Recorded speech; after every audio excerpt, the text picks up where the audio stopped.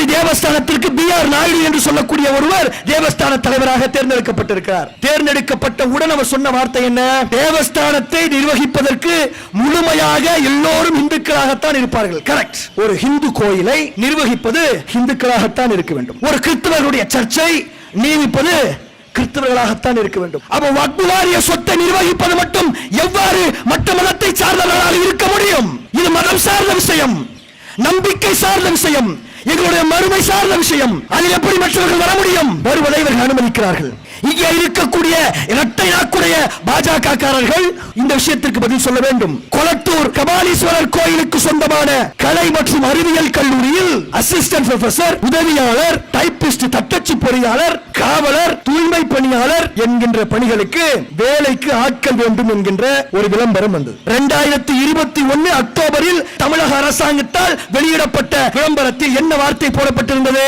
இந்த கல்லூரியில் இருக்கக்கூடிய இந்த வேலைகளுக்கு இந்துக்களை தவிர்த்து வேறு யாரும் அப்ளை பண்ணக்கூடாது என்று அறிவிக்கப்பட்டது. ஒரு கல்லூரி, அந்த கல்லூரியில் பெருக்கக்கூடிய துவைக்கக்கூடிய வேலையை கூட வேறு யாரும் செய்யக்கூடாது என்கின்ற எண்ணம் உங்களுடைய உள்ளங்களில் இருக்குமேயானால் எவ்வாறு வக்ஃப் வாரியத்தை இஸ்லாமியர்கள் அல்லாதவர்கள் நியமிக்க முடியும்?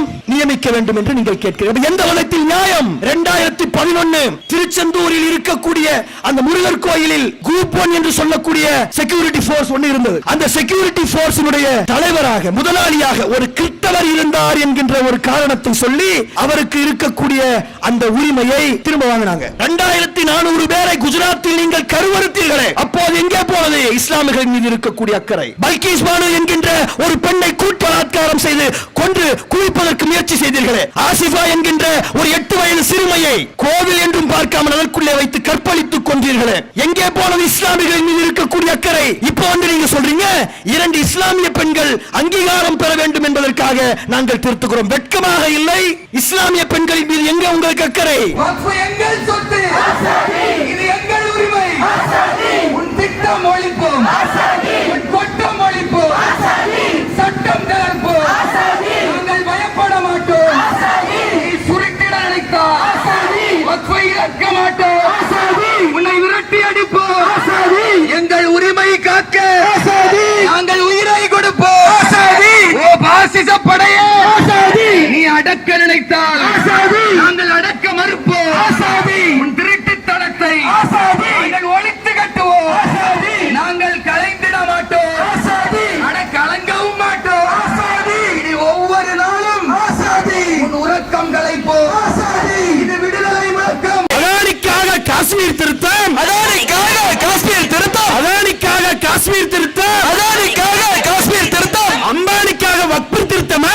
அம்பானிக்காக வக்ஃப் திருத்தமா? அம்பானிக்காக வக்ஃப் திருத்தமா? அம்பானிக்காக வக்ஃப் திருத்தமா?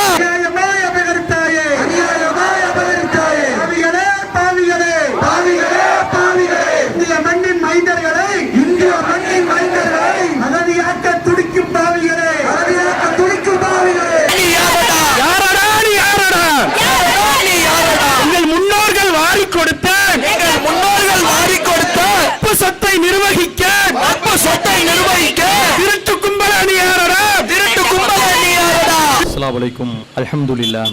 புகழ் அனைத்தும் அகிலங்களை படைத்த இறைவன் ஒருவனுக்கே. வக்ஃப் வாரிய திருத்த சட்ட மசோதாவை எதிர்த்து ஜனநாயக ரீதியான ஒரு போராட்டத்தை தமிழ்நாடு தௌஹீத் ஜமாத்தின் சார்பாக ஏராளமான இஸ்லாமியர்கள் கலந்து கொண்டு நடத்தி கொண்டு இருக்கின்றார்கள். பொதுவாக ஆளக்கூடிய இந்த ஒன்றிய அரசாங்கம்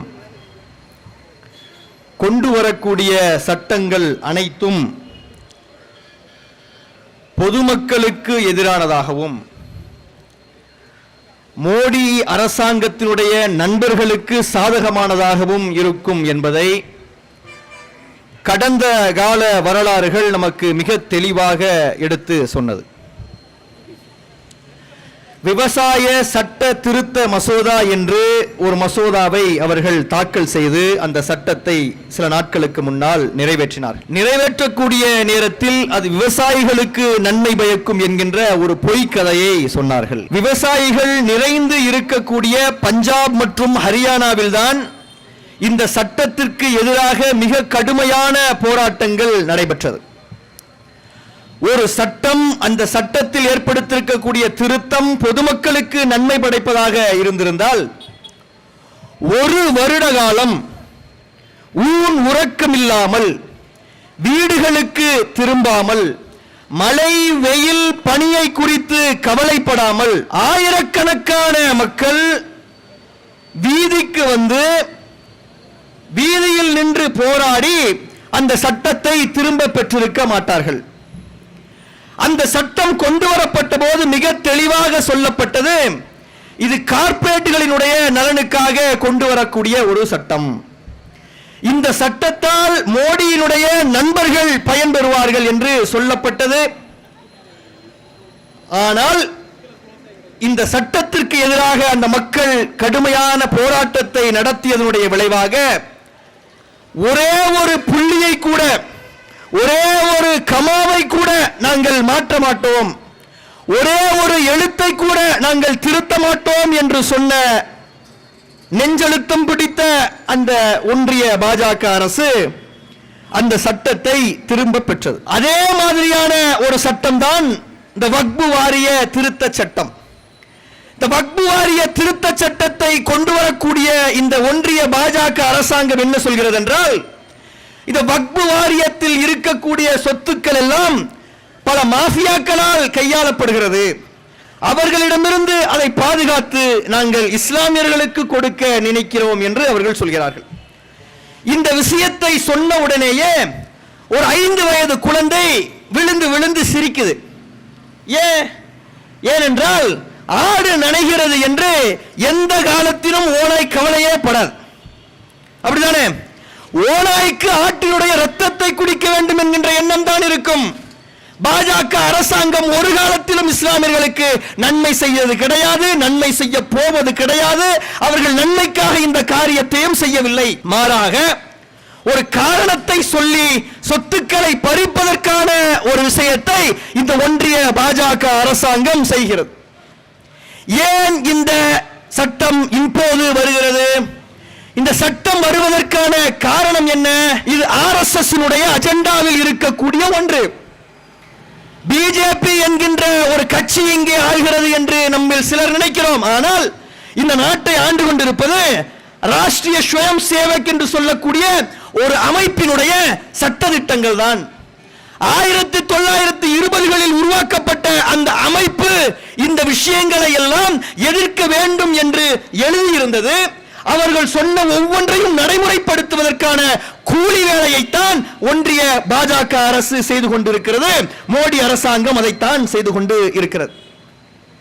அவர்கள் ஆர்டிகல் 370 என்று சொல்லக்கூடிய காஷ்மீர் சட்டத்தை, சிறப்பு அதிகார சட்டத்தை ரத்து செய்தார்கள். அதற்கு பின்னணியிலும் RSS பங்களிப்பு இருக்கிறது. அவர்கள் முத்தலாக் தடை சட்டத்தை கொண்டு வந்தார்கள். அதற்கு பின்னணியும் RSS பங்களிப்பு இருக்கிறது. அப்ப அவர்களுடைய எண்ணம் எல்லாம் இந்த நாட்டில் இஸ்லாமியர்கள் நல்லபடியாக வாழக்கூடாது என்பதுதான். அதுதான் மிக தெளிவானது. இந்த நாட்டில் இருக்கக்கூடிய இஸ்லாமியர்கள் மற்றவர்களை போன்று சம உரிமை படைத்தவர்கள் கிடையாது என்பதுதான் அவர்களுடைய சட்டம், அவர்களுடைய திட்டம், அவர்களுடைய எண்ணம். செகண்ட் கிளாஸ் சிட்டிசன்ஸ் என்றுதான் அவர்கள் இஸ்லாமியர்களை இன்னும் சொல்லிக் கொண்டிருக்கிறார்கள். வெளிப்படையே சிரித்து பேசுவார்கள். ஆனால் உள்ளுக்குள் இருக்கக்கூடிய எண்ணம் என்பது இந்த நாடு என்பது இஸ்லாமியர்களுக்கு சொந்தமில்லாதது என்று அவர்கள் நினைப்பார்கள். அந்த அடிப்படையில் அவர்களுடைய கண்களை உறுத்தக்கூடிய ஒரு நிலமாக இந்த வக்பு வாரிய நிலங்கள் இருக்கிறது. வக்பு என்றால் என்ன? இங்க நிறைய பிற மதத்தை சார்ந்த எங்களுடைய தொப்புள் கொடி உறவுகள் இருக்கிறீர்கள். இந்து மதத்தை பின்பற்றக்கூடியவர்கள், கிறிஸ்தவ மதத்தை பின்பற்றக்கூடியவர்கள் இருக்கிறீர்கள். உங்களுக்கு எங்களுக்கு என்ன வித்தியாசம்? ஒரு வித்தியாசமும் இல்லை. உங்களுடைய மொழியும் எங்களுடைய மொழியும் ஒன்று, உங்களுடைய முன்னோர்களும் எங்களுடைய முன்னோர்களும் ஒன்று, நீங்கள் வாழ்ந்த பூமியும் நாங்கள் வாழும் பூமியும் ஒன்று. எந்த வகையிலும் நாங்கள் உங்களிடமிருந்து வித்தியாசப்படவில்லை. ஒன்றே ஒன்றில் மட்டும், நாங்கள் இஸ்லாம் என்கின்ற மார்க்கத்தை ஏற்றிருக்கிறோம், நீங்கள் உங்களுடைய கடவுள் கொள்கையை பின்பற்றுகிறீர்கள். இந்த ஒரு விஷயத்தில் மாறுபட்டு இருக்கிறோம். மற்ற அனைத்து விஷயங்களும் ஒன்றுபட்டு இருக்கிறோம். உண்மையில் நீங்கள் எங்களுடைய அண்ணன்கள், தம்பிகள், மாமன்கள், மச்சான்கள், அக்கால், தங்கையர்கள் தான். அப்போ நீங்கள் என்ன விஷயத்தை புரிந்து கொள்ள வேண்டும் என்றால், இந்த வக்பு என்றால் என்ன, இந்த வக்பு வாரிய திருத்த சட்டம் எதற்காக கொண்டு வரப்படுகிறது என்பதை புரிந்து கொள்ள வேண்டும். வக்பு என்கின்ற அரபு மொழிக்கு ஒரு விஷயத்தை நிறுத்துவது என்ற பொருள். சொத்து என்கின்ற ஒன்று இயல்பாக ஒரு மனிதனிடமிருந்து இன்னொரு மனிதனுக்கு வாழையடி வாழையாக வாரிசுரிமையின் அடிப்படையில் சென்று கொண்டே இருக்கும். பாட்டனுடைய சொத்து தந்தைக்கு, மகனுக்கு பிறகு அவனுடைய பிள்ளைக்கு என்று அந்த சொத்துக்கள் சென்று கொண்டே இருக்கும். அதற்கு ஏதாவது முடிவு இருக்குதா? கொடுக்க கொடுக்க சென்று கொண்டே இருக்கும். கொடுக்கவில்லை என்றாலும் சென்று கொண்டே தான் இருக்கும். ஒருத்தர் உயிர் எழுதாமல் மரணிச்சிட்டார் வைங்க, இயல்பாக அவருடைய வாரிசுக்கு அந்த சொத்துக்கள் போய் சேர்ந்துடும். அவருடைய சொத்தில் ஒரு குறிப்பிட்ட பகுதியை அவர் தர்மங்களுக்கு கொடுப்பதற்கு இந்த மார்க்கம் அனுமதிக்கிறது. 1/3 பங்கை அதிகபட்சம் அவர் விரும்பினால் தர்மமாக கொடுக்கலாம். அதை கடவுளின் பெயரால் கொடுக்கலாம். கடவுளின் பெயரால் கொடுக்கப்பட்ட அந்த சொத்து அதற்கு பிறகு யாருக்கும் உரிமை பெற்றதாக ஆகாது. அது இறைவனுடைய சொத்தாக மாறிவிடும். அதை மீண்டும் யாரிடமும் நீங்கள் அன்பளிப்பாக கொடுக்க முடியாது, விற்க முடியாது, வாரிசு உரிமை கோர முடியாது. அந்த சொத்து எந்த நல்ல விஷயத்திற்கு கொடுக்கப்பட்டதோ அந்த நல்ல விஷயத்திற்காக மட்டும் பயன்படுத்தப்பட வேண்டும். உதாரணத்திற்கு, ஒரு மனிதர் இறப்பதற்கு முன்னர் தன்னுடைய சொத்தில் சிலவற்றை கொடுத்து இந்த சொத்தை ஏழைகளுக்கு உணவளிக்க கூடிய ஒரு காரியத்திற்காக பயன்படுத்திக் கொள்ளுங்கள் என்று சொல்லிவிட்டு இறந்தால் அது ஏழைகளுக்காகத்தான் உணவளிக்கப்படும். அதற்கு பிறகு அந்த சொத்து வேற யாருக்கும் சொந்தம் இல்லை. ஒரு சொத்தை இந்த இடத்தில் ஒரு இறை வழிபாடு நடக்கக்கூடிய பள்ளிவாசல் அமைய வேண்டும் என்று சொல்லிவிட்டு இறந்தால் அந்த இடத்தில் பள்ளிவாசல் நடக்கும். ஒரு இடத்தை காட்டி இந்த இடத்தில் இறந்தவர்களினுடைய உடல்களை அடக்கம் செய்வதற்கான கபர்ஸ்தான் அமைத்துக் கொள்ளுங்கள் என்று சொல்லிவிட்டு இருந்தால் அது கபர்ஸ்தானுக்காக பயன்படுத்தப்படும். ஒரு இடத்தை கொடுத்து இந்த இடத்தில் அனாதைகளுக்கு தேவையான நற்காரியங்களை நீங்கள் செய்து கொள்ளுங்கள் என்று சொல்லிவிட்டு சென்றால் அது அனாதைகளுக்காகத்தான் அந்த இடம் பயன்படுத்தப்படும். ஒரு இடத்தை கொடுத்து அந்த இடத்தில் இருந்து வரக்கூடிய வருமானத்தை எடுத்து விதவை பெண்களுக்கு நீங்கள் மானியமாக கொடுங்கள் என்று ஒருவர் சொல்லிவிட்டு சென்றால் விதவை பெண்களுக்கு மானியமாக அந்த பொருள் கொடுக்கப்படும். ஒரு சொத்தை கொடுத்து அந்த சொத்தில் இருந்து வரக்கூடிய வாடகையை, வருமானத்தை எடுத்து ஏழை எளியவர்களுக்கு, முதியவர்களுக்கு, ஊனமுற்றவர்களுக்கு நீங்கள் கொடுத்து உதவுங்கள் என்று ஒரு மனிதர் சொல்லிவிட்டு சென்றால் அந்த சொத்து அதற்குத்தான் பயன்படுத்தப்படும். எதுவரை? அந்த சொத்து இந்த உலகத்தில் இருக்கும் வரை, அந்த சொத்து பராமரிக்கப்படக்கூடிய வரை, உலகம் அழியும் வரை அந்த நன்மைக்காகத்தான் அது பயன்படுத்தப்படும். எந்த அடிப்படையில் இந்த சொத்து கொடுக்கப்படுகிறது? அவர் ஒரு நன்மையை நாடுகிறார். இறக்கக்கூடிய மனிதர் ஒரு நன்மையை நாடுகிறார். நான் சாகப் போகிறேன், சாவதற்கு முன்னர் என்னுடைய சொத்து மக்களுக்கு நன்மையுடையதாக இருக்க வேண்டும் என்று அவர் கொடுத்து விட்டு இறக்கிறார். அப்போது நன்மைக்காக பயன்படும் என்று அவர் நம்புகிறார். அதற்காகத்தான் அவர் அதை கொடுத்து விட்டு செல்கிறார். இப்ப இங்க இருக்கக்கூடிய சகோதரர்கள், சகோதரிகள், எங்களுடைய பிற மதத்தை சார்ந்த அண்ணன் தம்பிகள், சகோதரிகள் தெரிந்து கொள்ள வேண்டும். இது ஏதோ இன்னைக்கு தோன்றிய விஷயம் இல்லை. இந்த அயோக்கிய பாஜக கும்பல், அயோக்கிய RSS கும்பல் சொல்கிறது நாங்கள் இந்த நாட்டில் இருக்கக்கூடிய சொத்துக்களை அபகரிப்பதற்காக இதை செய்கிறோம் என்று. இந்த நாட்டை அபகரிக்க வேண்டும் என்கின்ற எண்ணம் இருந்திருந்தால் இந்த நாட்டினுடைய விடுதலைக்காக நாங்கள் போராடி இருக்க மாட்டோம். இந்த நாட்டை அபகரிக்க வேண்டும் என்கின்ற எண்ணம் இருந்திருந்தால் இந்த நாடு விடுதலை போராட்டத்திற்காக போராடி கொண்டிருக்கக்கூடிய நேரத்தில் நாங்கள் எங்களுடைய உயிரை விட்டுக் கொண்டிருந்திருக்க மாட்டோம்.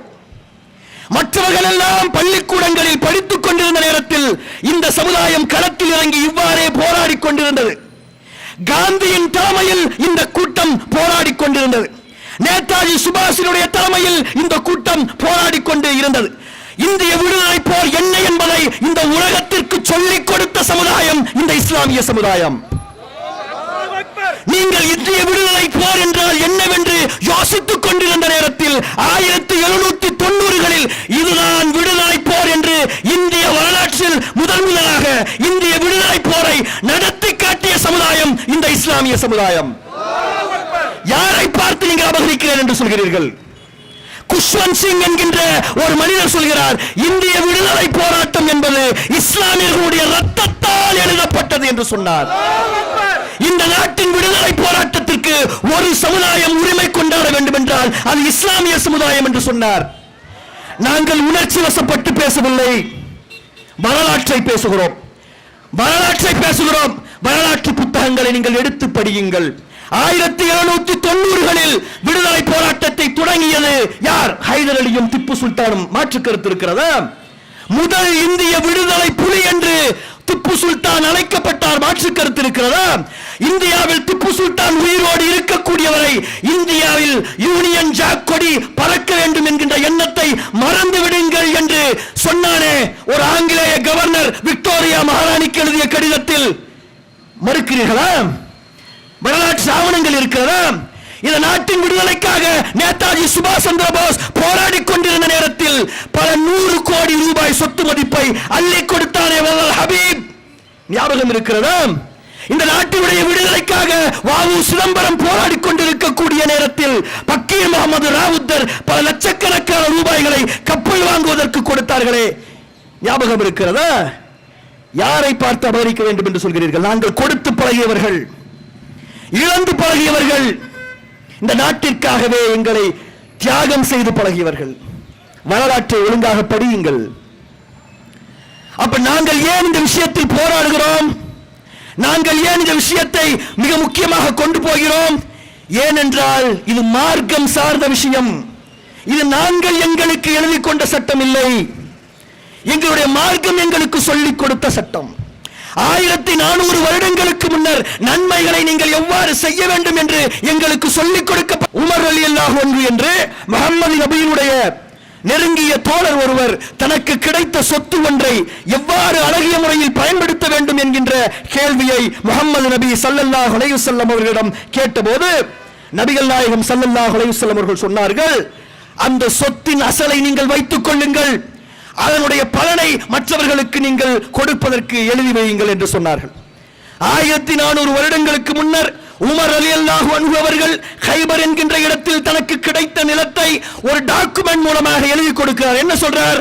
இந்த நிலம் என்பது யாருக்கு பயன்படுத்தப்படும்? இந்த நிலத்தில் இருக்கக்கூடிய பலன்கள் யாருக்கு பயன்படுத்தப்படும்? இந்த நிலத்தில் இருக்கக்கூடிய பலன்கள் அனாதைகளுக்கு, இந்த நிலத்தில் இருக்கக்கூடிய பலன் ஏழைகளுக்கு, இந்த நிலத்தில் இருக்கக்கூடிய பலன் தியாகிகளுக்கு, இந்த நிலத்தில் இருக்கக்கூடிய பலன் மற்ற வழிப்போக்கர்களுக்கு பயன்படுத்த வேண்டும். இந்த நிலத்திற்கு யாரும் சொந்தம் கொண்டாட முடியவே முடியாது. இந்த நிலத்தில் யாரும் வாரிசாகவே முடியாது.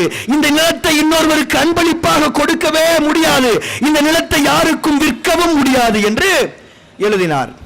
எழுதிவிட்டு இந்த நிலத்தை பராமரிப்பதற்கு ஒருவர் நியமிக்கப்படுவாரேயானால் அவர் அதில் சிறிதளவு தனக்காக ஒரு சிறிய தொகையை எடுத்துக் கொள்ளலாம் மெயின்டெனன்ஸ்க்காக என்று எழுதி வைத்தார். அந்த அடிப்படையில் தான் வக்ஃப் சொத்துக்கள் பல 1000 ஆண்டு காலமாக கொடுக்கப்பட்டுக் கொண்டிருக்கிறது. சவுதி என்கின்ற இடத்தில் உஸ்மான் ரலியல்லாஹு அன்ஹு அவர்கள் ஒரு கிணற்றை கொடுத்து விட்டு சென்றார். அந்த கிணறு இன்னும் தண்ணீர் வழங்கிக் கொண்டிருக்கிறது, பாதுகாக்கப்பட்டுக் கொண்டிருக்கிறது. அப்ப நாங்க ஏதோ கதை விடுறோம் என்று இங்க இருக்கக்கூடிய ஒரு அயோக்கிய கும்பல் சொல்கிறது. கதை விடுவது என்பது உங்களுடைய தொழில், உங்களுடைய வாழ்க்கை வரலாறு என்பது அப்படிப்பட்டது. கதை சொல்லியே பழக்கப்பட்டவர்கள் நீங்கள். RSS பாஜக கும்பல்களை சொல்கிறோம். அப்ப நீங்க என்ன புரிந்து கொள்ள வேண்டும் என்றால், இந்த சட்டத்தை நாங்கள் ஏன் எதிர்க்கிறோம்? இந்த சட்டத்தை எதிர்க்க வேண்டிய தேவை ஏன் வந்தது? ஏன் என்றால், இந்த சட்டத்தை ஒரு பேராக வைத்து இவர்கள் இஸ்லாமியர்கள் கைகளில் இருக்கக்கூடிய நிலத்தை பறிக்கிறார்கள். இந்தியாவில் மிகப்பெரிய லேண்ட் பேங்க் 3 அமைப்புகளிடம் இருக்கிறது. முதலிடத்தில் இந்தியன் ஆர்மி இருக்கு, 12 லட்சம் ஏக்கர் நிலங்கள். இரண்டாவது இடத்தில் இந்தியன் ரயில்வேஸ் இருக்கு, 11 லட்சம் ஏக்கர் நிலங்கள். மூன்றாவது இடத்தில் வக்ஃப் வாரியம் இருக்கிறது, ஏறக்குறைய 10 லட்சம் ஏக்கர் நிலங்கள் இருக்கிறது. இந்த 10 லட்சம் ஏக்கர் நிலங்கள் என்பது அவர்களுடைய கண்ணை உறுத்துகிறது. ஏன்? முஸ்லிம்கள் நன்றாக இருந்தால் அவர்களுக்கு பிடிக்காது, RSS கும்பலுக்கு பிடிக்காது. நான் பொய் சொல்வதாக இருந்தால் இந்த நிமிடம் வரை மாற்றப்படாமல் இருக்கக்கூடிய இன்ஃபர்மேஷன் அண்ட் பிராட்காஸ்ட் மினிஸ்ட்ரியுடைய வெப்சைட்டை போய் நீங்க பாருங்க. இன்ஃபர்மேஷன் அண்ட் பிராட்காஸ்ட் மினிஸ்ட்ரியுடைய வெப்சைட்ல frequently asked questions என்ற இடத்துல இந்த வக்ஃப் வாரிய திருத்த சட்டத்தை குறித்து ஒரு டிராஃப்ட் ஒன்று போட்டிருக்காங்க. என்னென்ன கேள்விகள் எல்லாம் கேட்கப்படுகிறது. இந்த வக்பு வாரிய திருத்த சட்டத்தை குறித்தவர்கள் எழுதியதை நீங்கள் படித்தாலே புரிந்து கொள்ள முடியும் எவ்வளவு வெறுப்பு இஸ்லாமியர்களின் மீது அவர்களுக்கு இருக்கு என்பதை, எவ்வளவு காழ்ப்புணர்ச்சியோடு அவர்கள் எழுதியிருக்கிறார்கள் என்பதை புரிந்து கொள்ள முடியும். இந்த வக்பு வாரிய திருத்த சட்டத்தில் அவங்க என்னென்னலாம் செய்யறாங்க? முதல் விஷயமாக அவர்கள் செய்வது, வக்பு வாரியம் என்பது இந்த நாட்டில் 30 வக்பு வாரியங்கள் கிட்ட இருக்கு. எங்கெங்கெல்லாம் இஸ்லாமியர்களுக்கு வக்பு சொத்துக்கள் இருக்கிறதோ, இந்த தர்மத்திற்காக பயன்படுத்த வேண்டிய சொத்துக்கள் இருக்கிறதோ, அந்த சொத்துக்களை பராமரிப்பதற்கென்று வக்பு வாரியங்கள் இருக்கிறது. இந்த வக்பு வாரியங்களை நியமிப்பது யார்? இந்த வக்பு வாரியங்களை நிர்வகிப்பது அந்த இடத்தில் இருக்கக்கூடிய லோக்கல் கவர்மெண்ட், ஸ்டேட் கவர்மெண்ட் தான் நிர்வகிக்குது. அந்த ஸ்டேட் கவர்மெண்ட்ல சிஇஓவாக ஒருவரை நியமிப்பார். அந்த சிஇஓ யார்? அவர் ஐஏஎஸ் படித்தவர். என்ன ஒரே ஒரு விஷயம், அவர் முஸ்லீமாக இருப்பார். முஸ்லீம் ஐஏஎஸ் ஆபீசர் நீங்க நம்ப மாட்டீங்களா? முஸ்லீம் ஐஏஎஸ் ஆபீசர் நீங்க நம்ப மாட்டீங்களா? இந்த நாட்டினுடைய அரசியலமைப்பு சட்டத்தின்படி இருக்கக்கூடிய யூனியன் பப்ளிக் சர்வீஸ் கமிஷன்ல பரீட்சை எழுதி பல்வேறு பரீட்சைகளை பாஸ் பண்ணி நீங்கள் கொடுக்கக்கூடிய ட்ரைனிங் எல்லாம் எடுத்து இந்தியன் கான்ஸ்டிடியூஷனின் மீது சத்தியம் செய்து இந்த நாட்டினுடைய அரசியலமைப்பு சட்டத்தை பாதுகாப்போம் என்று ஏற்றுக்கொண்ட ஒரு இஸ்லாமிய இந்திய குடிமகன் வக்பு வாரியத்தினுடைய சிஇஓவாக இருப்பதை நீங்க இருக்க மாட்டீர்களா? அதை மாற்றுகிறார்கள். செக்ரட்டரியாக ஒரு இஸ்லாமியர் இருக்க வேண்டும் என்கின்ற ஒரு நிலை இருந்தது, அதை மாற்றுகிறார்கள். மாற்றிவிட்டு அந்த இடத்தில் பிற மதத்தை சார்ந்தவர்கள் வரலாம் என்கின்ற ஒரு நிலையை ஏற்படுத்துகிறார்கள். இங்க இருக்கக்கூடிய சகோதரர்கள் சகோதரிகள் கேட்கிறார்கள், என்னங்க தப்பு? அதே மாதிரி வக்பு வாரியத்திற்குள் ஏற்கனவே 10 மெம்பர்கள் இருக்கிறாங்க. அந்த 10 மெம்பர்களில் கண்டிப்பாக 2 பேர் இஸ்லாமியர்கள் அல்லாதவர்கள் இருக்க வேண்டும் என்கின்ற ஒரு சட்டத்தை கொண்டு வருகிறார்கள். சென்ட்ரல் வக்பு கவுன்சிலில் இதுவரை 100% இஸ்லாமியர்கள் இருக்கின்ற நிலையை மாற்றி அதை 50% பிற மதத்தை சார்ந்தவர்கள் இருக்க வேண்டும் என்கின்ற நிலையை கொண்டு வருகிறார்கள். என்ன காரணத்திற்காக? நல்ல எண்ணத்திற்காகவா? உங்களுக்கு என்னைக்காவது நல்ல எண்ணம் இஸ்லாமியர்கள் மீது இருந்திருக்கிறதா? என்னைக்காவது நல்ல எண்ணத்தோடு நீங்கள் நடந்திருக்கிறீர்களா? நல்ல எண்ணம் என்றால் என்னவென்று இந்த மோடி அமித்ஷா அரசாங்கத்திற்கு தெரியுமா? இந்த ஆர்எஸ்எஸ் கும்பலுக்கு தெரியுமா?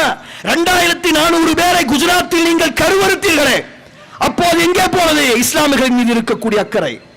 பல்கீஸ் பானு என்கின்ற ஒரு பெண்ணை கூட்டியல் பலாத்காரம் செய்து கொன்று குவிப்பதற்கு முயற்சி செய்தீர்களே, எப்போது போனது அங்கே இருக்கக்கூடிய விஷயங்கள்?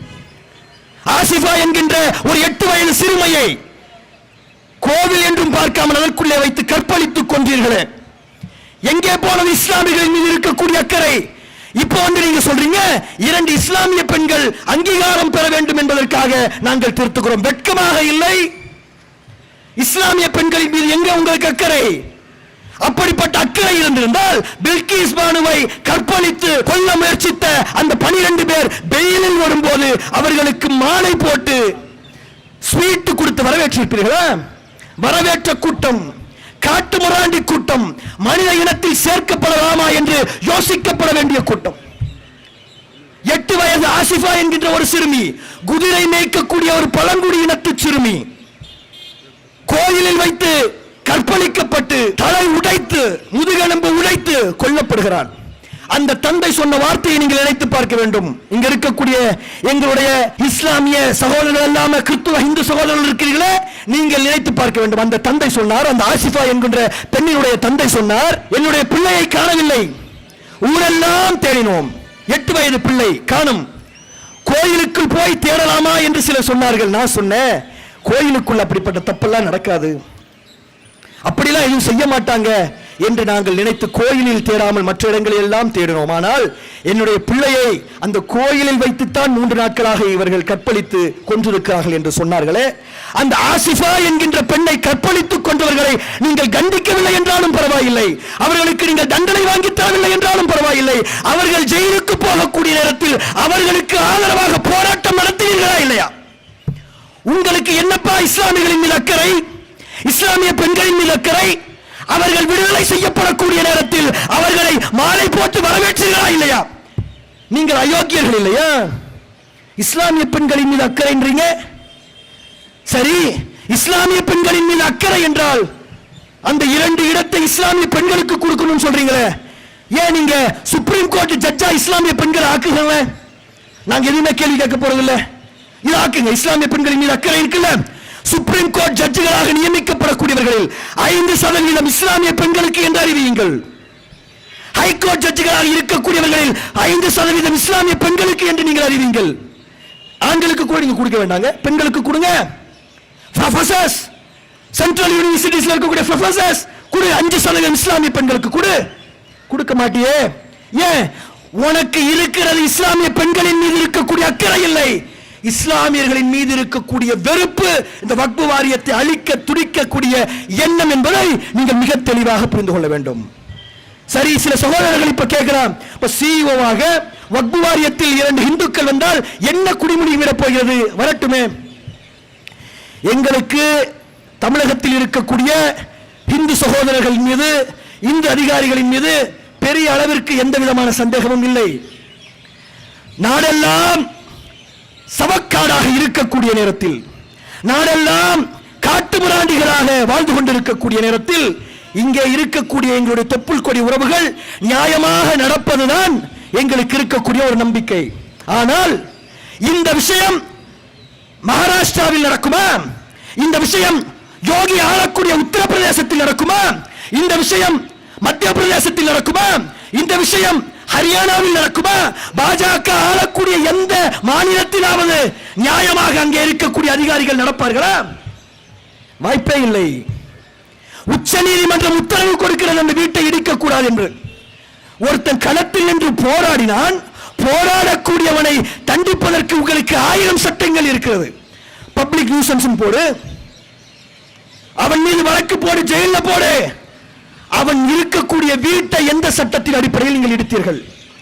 உத்தரப்பிரதேசத்தில் எத்தனை வீடுகள் இடிக்கப்பட்டது? மத்திய பிரதேசத்தில் எத்தனை வீடுகள் இடிக்கப்பட்டது? ஹரியானாவில் எத்தனை வீடுகள் இடிக்கப்பட்டது? டெல்லியில் இடிக்கப்பட்ட வீடுகளினுடைய எண்ணிக்கை எத்தனை? எந்த சட்டத்தின் அடிப்படையில் நீங்கள் இடித்தீர்கள்? இடிக்கக்கூடிய நேரத்தில் உள்ளுக்குள் இருந்தார்களே, அங்கே களத்தில் நின்றார்களே, அந்த அதிகாரிகள் யார்? அவர்கள் நியாயவான்களாக நடந்தார்களா? நடக்கவில்லை. நீங்க கொண்டு வந்து அவர்களை சிஇஓவாக நியமிக்கிறீர்கள், அவர்களை கொண்டு வந்து நீங்கள் செக்ரட்டரியாக நியமிக்கிறீர்கள் என்றால் எவ்வாறு நாங்கள் உங்களை நம்புவது? இதற்கு முன்னாடி அப்படி இருந்ததில்லையே. திருப்பதி தேவஸ்தானம், திருப்பதி தேவஸ்தானத்திற்கு பிஆர் நாயுடு என்று சொல்லக்கூடிய ஒருவர் தேவஸ்தான தலைவராக தேர்ந்தெடுக்கப்பட்டிருக்கிறார். தேர்ந்தெடுக்கப்பட்டவுடன் அவர் சொன்ன வார்த்தை என்ன? நாங்க அவர் சொன்ன வார்த்தை எந்த டிஸ்பியூட்டும் பண்ணல. அவர் சொல்றது நியாயம். என்ன சொன்னார்? தேவஸ்தானத்தை நிர்வகிப்பதற்கு முழுமையாக எல்லோரும் இந்துக்களாகத்தான் இருப்பார்கள். கரெக்ட். ஒரு இந்து கோயிலை நிர்வகிப்பது இந்துக்களாகத்தான் இருக்க வேண்டும். ஒரு கிறிஸ்தவர்களுடைய சர்ச்சை நியமிப்பது கிறிஸ்தவர்களாகத்தான் இருக்க வேண்டும். அப்ப வக்ஃபு வாரிய சொத்தை நிர்வகிப்பது மட்டும் எவ்வாறு மற்ற மதத்தை சார்ந்தவர்களால் இருக்க முடியும்? இது மதம் சார்ந்த விஷயம், நம்பிக்கை சார்ந்த விஷயம், எங்களுடைய மறுமை சார்ந்த விஷயம். அதில் எப்படி மற்றவர்கள் வர முடியும்? வருவதை இவர்கள் அனுமதிக்கிறார்கள். இங்கே இருக்கக்கூடிய இரட்டை நாக்குடைய பாஜக காரர்கள் இந்த விஷயத்திற்கு பதில் சொல்ல வேண்டும். கொளத்தூர் அருள்மிகு கபாலீஸ்வரர் கோயிலுக்கு சொந்தமான ஒரு கலை மற்றும் அறிவியல் கல்லூரியில் அசிஸ்டன்ட் ப்ரொஃபசர், உதவியாளர், டைப்பிஸ்ட் தட்டச்சு பொறியாளர், காவலர், தூய்மை பணியாளர் என்கின்ற பணிகளுக்கு வேலைக்கு ஆட்கள் வேண்டும் என்கின்ற ஒரு விளம்பரம் வந்தது. 2021 அக்டோபரில் இதே தமிழக அரசாங்கத்தால் வெளியிடப்பட்ட அந்த விளம்பரத்தில் என்ன வார்த்தை போடப்பட்டிருந்தது? இந்த கல்லூரியில் இருக்கக்கூடிய இந்த வேலைகளுக்கு இந்துக்களை தவிர்த்து வேறு யாரும் அப்ளை பண்ணக்கூடாது என்று அறிவிக்கப்பட்டது. நாங்க கோயிலை கூட கேட்கலங்க, ஒரு கல்லூரி, அந்த கல்லூரியில் பெருக்கக்கூடிய துவைக்கக்கூடிய வேலையை கூட வேறு யாரும் செய்யக்கூடாது என்கின்ற எண்ணம் உங்களுடைய உள்ளங்களில் இருக்குமேயானால் எவ்வாறு வக்ஃபு வாரியத்தை இஸ்லாமியர்கள் அல்லாதவர்கள் நியமிக்க முடியும்? நியமிக்க வேண்டும் என்று நீங்கள் கேட்கிறீர்கள். எந்த விதத்தில் நியாயம்? 2011 திருச்செந்தூரில் இருக்கக்கூடிய அந்த முருகர் கோயிலில் குரூப் 1 என்று சொல்லக்கூடிய ஒரு செக்யூரிட்டி போர்ஸ் ஒன்று இருந்தது. அந்த செக்யூரிட்டி போர்ஸினுடைய தலைவராக, முதலாளியாக ஒரு கிறிஸ்தவர் இருந்தார் என்கின்ற ஒரு காரணத்தை சொல்லி அவருக்கு இருக்கக்கூடிய அந்த உரிமையை திரும்ப வாங்கினாங்க. ஒரு இந்து கோயிலை பாதுகாக்கக்கூடிய இடத்தில் ஒரு கிறிஸ்தவ அமைப்பு இருக்கக்கூடாது என்று சொன்னாங்க. அப்ப அந்த இடத்தில் எல்லாம் நீங்கள் என்ன சொல்றீங்க? அந்தந்த மதத்தை சார்ந்தவர்கள் அந்த இடங்களை பராமரிக்கணும், அந்தந்த இடங்களை செக்யூரிட்டி பாதுகாக்கணும், அவர்களே அந்த இடத்தினுடைய கணக்குகளை பார்க்கணும், டைபிஸ்ட் முதற்கொண்டு உதவி பேராசிரியர் வரை அவர்களே இருக்க வேண்டும் என்று சொல்லக்கூடிய நீங்கள் இந்த இடத்தில் மட்டும் மாற்றி பேசுவதற்கான தேவை என்ன வந்தது என்றால், இந்த இடத்தில் நீங்கள் அரசியல் செய்கிறீர்கள், இந்த 9 லட்சம் ஏக்கர் நிலத்தை பிடுங்கி நீங்கள் அம்பானிக்கு கொடுக்க வேண்டும் என்று நினைக்கிறீர்கள். நீங்கள் கொடுத்திருக்கிறீர்கள். மும்பையில் இருக்கக்கூடிய அம்பானியுடைய வீடு வக்பு வாரியத்தினுடைய இடத்தில் கட்டப்பட்டது என்று சொல்லப்படுகிறது. அப்ப நீங்க எதற்காக இதை செய்கிறீர்கள் என்பதை இங்க இருக்கக்கூடிய சகோதரர்கள் புரிந்து கொள்ளணும். அப்ப நீ என்ன சொல்ற? இது இஸ்லாமியர்களுக்கு நன்மை செய்வதற்கு, சொத்துக்களை முறைப்படுத்துவதற்கு, எஃபிஷியன்ட்டாக யூஸ் பண்ணுவதற்கு சொல்றீங்க. எஃபிஷியன்ட்டாக யூஸ் பண்ணுவதற்குன்னா முஸ்லிம்கள் அல்லாதவர்கள் நிர்வாகத்தில் வர முடியும் என்று சட்டத்தை வைத்திருக்கிறீர்கள். ஓகே, ஒரு வகையில் அதை நம்ம ஒரு பேச்சுக்கு ஏற்றுக்கொள்வதாக வைத்தால், முஸ்லீம் அல்லாதவர்கள் வக்ஃப் செய்ய முடியாதுன்னு ஒரு திருத்தத்தை கொண்டு வர. எந்த அடிப்படையில் கொண்டு வர? ஏன் கொண்டு வர? ஏனென்றால் இந்த நாட்டில் இருக்கக்கூடிய சில சொத்துக்கள், இஸ்லாமியர்கள் கைகளில் இருக்கக்கூடிய சில சொத்துக்கள் ஹிந்து மன்னர்களால் கொடுக்கப்பட்டது. 800 ஆண்டுகளுக்கு முன்னர், 900 ஆண்டுகளுக்கு முன்னர் ராமநாதபுரத்தில் இருக்கக்கூடிய சேதுபதி அரசரால் பல இடங்கள் கொடுக்கப்பட்டிருக்கிறது. ராஜேந்திர சோழனால் சில இடங்கள் கொடுக்கப்பட்டு இருக்கிறது. இங்கே இருக்கக்கூடிய பக்கத்தில் இருக்கக்கூடிய கேரளாவில் திருச்செங்கோடு, அந்த பகுதியில் இருக்கக்கூடிய இடங்கள் அந்த காலத்தில் இருந்த மன்னர்களால் கொடுக்கப்பட்டு இருக்கிறது. இந்துக்கள் இஸ்லாமியர்களுக்கு மட்டும் கொடுக்கவில்லை, இஸ்லாமிய அரசர்கள் இந்துக்களுக்கும் கொடுத்திருக்கிறார்கள். மதுரையில் இருக்கக்கூடிய ஆதீனத்திற்கு இருக்கக்கூடிய இடத்தில் பல திப்பு சுல்தானால் கொடுக்கப்பட்டது, ஹைதர் அலியால் கொடுக்கப்பட்டது. கேரளாவில் இருக்கக்கூடிய பல இடங்களுக்கு மானியத்தை திப்பு சுல்தான் கொடுத்திருக்கிறார். அக்பரால் பல இடங்கள், பல கோயில்களுக்கு கொடுக்கப்பட்டிருக்கிறது. ஆற்காடு நவாப் மயிலாப்பூரில் இருக்கக்கூடிய கோயிலுக்கு மானியங்களை கொடுத்திருக்கிறார். இப்படி இந்து அரசர்கள் இஸ்லாமியர்களுக்கு கொடுப்பதும், இஸ்லாமிய அரசர்கள் இந்துக்களுக்கு கொடுப்பதும் மாறி மாறி பல 100 ஆண்டு காலமாக நடந்திருக்கிறது. இப்போ இந்துக்கள் வக்ஃப் வாரியத்திற்குள் மெம்பராக வர முடியும் என்று நீங்கள் சொல்வீர்களே, ஆனால் ஏன் கொடுக்க முடியாது, ஏன் கொடுக்க முடியாது என்கிற விஷயத்தை நீங்க கொண்டு வரீங்கன்னா, சட்டத்தை நீங்கள் நடைமுறைப்படுத்திவிட்டு ரெட்ரோஸ்பெக்டிவ் எஃபெக்ட் சொல்வீங்க. இந்த சட்டம் நிறைவேறியதற்கு முன்னர் இருந்த இடங்களுக்கும் இது பொருந்தும் என்று சொல்லி எந்தெந்த இடங்கள் எல்லாம் இருக்கிறதோ அத்தனை இடங்களையும் பறிப்பதற்கான விஷயத்தை நீங்கள் செய்வீர்கள். அந்த சட்டத்தில் இன்னொரு விஷயத்தை கொண்டு வந்திருக்காங்க, எல்லா இடங்களும் ரெஜிஸ்டர் பண்ண வேண்டும். அப்ப அங்க இருக்கக்கூடிய ஹிந்து சகோதரர்கள் கேட்பாங்க, ரெஜிஸ்டர் பண்ணணும்னு சொல்றது ஏதாவது தப்பா? கரெக்ட், தப்பு கிடையாது. ரெஜிஸ்டர் யார் செய்யணும்? உரிமையாளர் தான் செய்யணும். இப்போ நீங்க சொல்லுங்க, 600 வருஷத்துக்கு முன்னாடி கொடுக்கப்பட்ட இடம், கொடுக்கப்பட்டவர் செத்து போயிட்டாரு, இப்ப எங்க போய் உரிமையாளர் பிடிக்கிறது? இப்போ அப்ப நீ என்ன சொல்லுவ? இந்த இடத்தில் இப்ப டிஸ்பியூட் வந்துருச்சுன்னு சொல்லி சொன்னா, இந்த டிஸ்பியூட்டை தீர்ப்பதற்கான அதிகாரம் யாருக்கு இருக்கு? கலெக்டருக்கு மட்டும்தான் இருக்கு என்று அந்த சட்ட திருத்தத்தை நீங்கள் செய்திருக்கிறீர்கள். யோகியினுடைய ஆட்சியில் கீழ் இருக்கக்கூடிய கலெக்டர் எப்படிப்பட்டவராக இருப்பார்? யோகியின் ஆட்சியின் கீழ் இருக்கக்கூடிய சர்வேயர் எப்படிப்பட்டவராக இருப்பார்? யோகியின் ஆட்சியின் கீழ் இருக்கக்கூடிய ரெவென்யூ இன்ஸ்பெக்டர் எப்படிப்பட்டவராக இருப்பார்? இந்தியாவில் இருக்கக்கூடிய சொத்துக்களில் ஏறக்குறைய 65% சொத்துக்கள் உத்தரப்பிரதேசத்தில் இருக்கிறது, கர்நாடகாவில் இருக்கிறது, மத்திய பிரதேசத்தில் இருக்கிறது. அந்த சொத்துக்களை நிர்வகிப்பது அந்தந்த அரசாங்கத்தினுடைய கலெக்டர்கள் என்றால், ரெவென்யூ இன்ஸ்பெக்டர்கள் என்றால் அவர்கள் நியாயமாக நடப்பார்களா? இதற்கு முன்னர் நடந்திருக்கிறார்களா? நடந்திருந்தால் பில்கிஸ் பானு அந்த கொலை வழக்கில் இருக்கக்கூடியவர்கள் இன்னைக்கு வெளியே வந்திருப்பார்களா? அப்ப எண்ணி பார்க்க வேண்டும், இவர்கள் இப்படிப்பட்ட விஷயங்களை செய்கிறார்கள். இதை தாண்டி வக்ஃப் வாரியத்திற்கு ஏற்கனவே கொடுக்கப்பட்டு கொண்டிருந்த 7.5% அந்த வருமானத்தை குறைத்து 5% ஆக்குகிறார்கள். அதையும் தாண்டி இதற்கு முன்னாடி வக்ஃப் வாரியம் பாதுகாக்கிறது அவனுடைய நோக்கம், நல்லவன் தானே நீனே, அது அவனுடைய நோக்கமாக இருந்தால், இதற்கு முன்னாடி வக்ஃப் வாரியத்திற்கு இருக்கக்கூடிய இடத்தை யாராவது அபகரித்திருந்தால் அபகரிக்கக்கூடியவர்களுக்கு 2 வருட கடுங்காவல் தண்டனை என்று சட்டத்தில் இருந்ததை மாற்றி சிம்பிள் இம்ப்ரிசன்மென்ட் என்று மாற்றுகிறீர்கள். அவர்களுக்கு பெயில் கிடைக்கக்கூடிய வகைகளை எளிமையாக்குகிறீர்கள். இப்படிப்பட்ட காரியங்களை நீங்கள் எவ்வாறு செய்கிறீர்கள்? அதில் இருக்கக்கூடிய நீதிமன்றம், வக்ஃப் ட்ரிபியூனல், அந்த ட்ரிபியூனலுடைய அதிகாரத்தை நீங்கள் பறிக்கிறீர்கள். ஒரு விஷயத்தை புரிந்து கொள்ளணும், நிறைய கதைகள் விடுவார்கள். என்ன சொல்லுவாங்க தெரியுமா? வக்பு சொத்தை பராமரிக்கிறது இருக்குது, பராமரிக்கக்கூடியதை பொறுத்த வரையில என்ன சொல்லுவாங்க அப்படின்னு சொன்னா, இவர்களுடைய சொத்தை கோர்ட் ஹேண்டில் பண்ணவே முடியாது, இவர்களுக்கு என்று தனி கோர்ட் இருக்கா. இந்த தனி கோர்ட்ல யார் இருக்கா? இந்த தனி கோர்ட்டில் இருக்கக்கூடியவர் யார்? நீங்கள் நியமித்த ஆட்கள் தானே. உங்களுடைய அதிகாரத்தில் ஒரு சிவில் ஜட்ஜாக இருந்தவர் தானே. உங்களுடைய அதிகாரத்தில் ஒரு கவர்மெண்ட் குரூப் 2 ஆபீசராக இருந்தவர் தானே. அந்த அதிகாரி ஒரு விஷயத்தை தீர்மானிப்பதில் என்ன கேடு? இந்து அறநிலையத்துறையில் இருக்கக்கூடியவர்கள் எல்லாம் யார்? இந்து அறநிலையத்துறையில் இருக்கக்கூடிய எல்லாம் யார்? அரசு அதிகாரிகள் இல்லையா? அதை இந்துக்கள் தானே பராமரிக்கிறாங்க. அந்த இடத்தில் ஒரு முஸ்லீமை கொண்டு பராமரிப்பதற்கு நீங்கள் தயாராக இருப்பீர்களா? நாங்கள் எதிர்பார்க்கவில்லை. அப்ப அந்த இடத்தில் எதிர்பார்க்காத நீங்கள் வக்பு ட்ரிபியூனலில் இருக்கக்கூடியவர்களை வெளியேற்றிவிட்டு அந்த மார்க்கம் சார்ந்த விஷயங்களை தெரிந்திருக்கக்கூடிய ஒரு மார்க்க அறிஞரையும் நீக்கிவிட்டு அந்த வக்பு ட்ரிபியூனலை பலம் இல்லாத பல் இல்லாத சீப்பாக மாற்றுகிறீர்கள். பல் பிடுங்கப்பட்ட ஒரு பாம்பாக நீங்கள் மாற்றுகிறீர்கள். அப்ப இதுதான் உங்களுடைய நோக்கம். அப்ப வக்பு வாரிய திருத்த சட்டம் என்று நீங்கள் கொண்டு வருவது இந்த நாட்டில் இருக்கக்கூடிய இஸ்லாமியர்களுக்கு நன்மை செய்வதற்கு இல்லை, 9 லட்சம் ஏக்கர் நிலங்களை அபகரித்து உண்பதற்கு. நீங்கள் ஒரு விஷயத்தை புரிந்து கொள்ள வேண்டும்.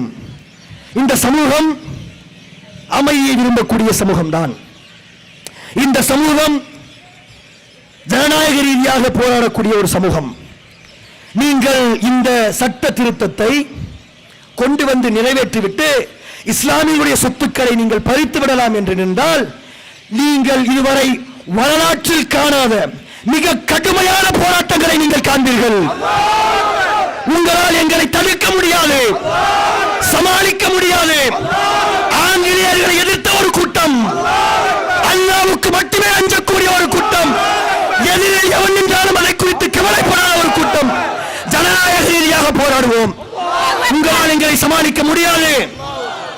புரிந்து கொள்ளுங்கள், நாங்கள் மிக கடுமையாக போராடுவோம். எங்களுடைய மார்க்கம் எங்களுக்கு ஒரு விஷயத்தை சொல்லித் தருகிறது.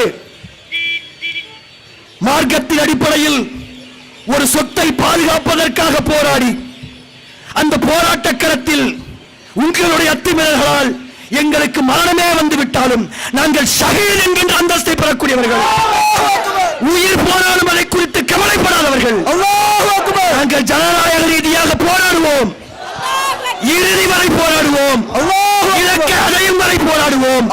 எங்கள் சட்டத்தின் மூலமாக எங்களை தடுப்பதற்கு நீங்கள் நினைத்தால் அதை தடம்புற செய்யக்கூடிய அளவிற்கு நாங்கள் போராடுவோம்.